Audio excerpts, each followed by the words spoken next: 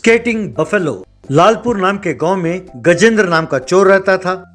वो चोरी करने में बहुत माहिर था।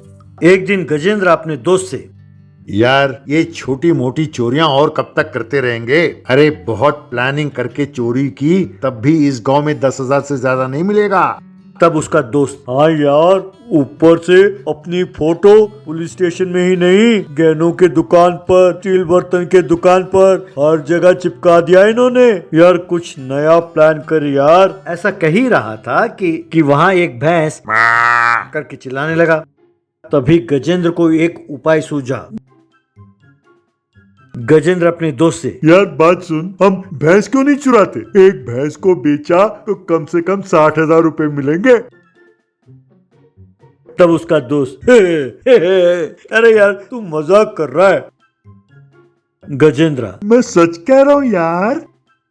तब उसका दोस्त, अरे यार गजेंद्र, हमें अगर भैंस चुराना हो तो कम से कम एक मिनी ऑटो तो होना चाहिए अपने पास। अब वो मिनी ऑटो कहाँ से चुरा कर लाएंगे यार? तब गजेंद्र, अरे हाँ यार, मैंने तो ये सोचा ही नहीं। फिर थोड़ी देर सोचने के बाद गजेंद्र, अरे यार, इस गजेंद्रा के होते हुए आइडिया की कोई कमी नहीं होती। कल रात चोरी के लिए तैयार हो जाओ, कहकर वहाँ से चला गया। उसी गांव में कैलाश नाम के एक भैंसों के व्यापारी के पास अन्नपूर्णा नाम की एक भैंस थी। वो अन्नपूर्णा भैंस काफी होशियार थी और चुलबुली भी थी।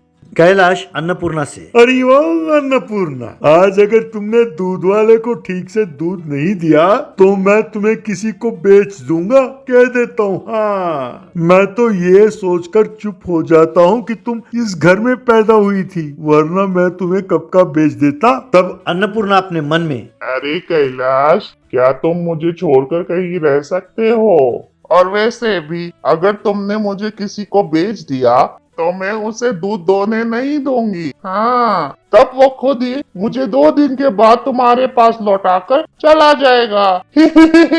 तुम किसे धमकाते हो कैलाश? दूध वाला दूध धोने के लिए अन्नपूर्णा के पास गया। अन्नपूर्णा ने अपने बाएं टांग से उस दूध वाले को जोर से लात मारा। तब वो उछलकर दूर जा गिरा। ये देखकर कैलाश, अरे अन्नपूर्णा, तुम्हारी ये शरारत नहीं कम हुई? तुम मेरे अलावा किसी को दूध धोने नहीं देती? कहकर खुद ही दूध धोने लगा। तब अन्नपूर्णा अपने मन में, अब आया ना रास्ते पर, तुम्हारे अलावा किसी को मैं दूध धोने नहीं दूंगी। क्यों कैलाश? रात को 12 बज रहे थे। गजेंद्र अपने दोस्त के साथ कैलाश के घर पहुंचा। कैलाश के घर के पास ही अन्नपूर्णा बंधी हुई थी। गजेंद्र अन्नपूर्णा को दिखाते हुए, अरे यार, हम इसी भैंस को चुराने वाले हैं।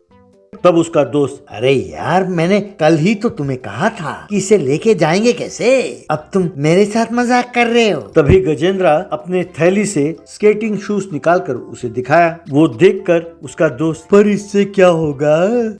गजेंद्र, अरे मैं बताता हूँ ना। अरे गजेंद्रा है किसके लिए, चलो मैं दिखाता हूँ। कहकर गजेंद्र ने अन्नपूर्णा के पैरों में स्केटिंग शूज बांधा।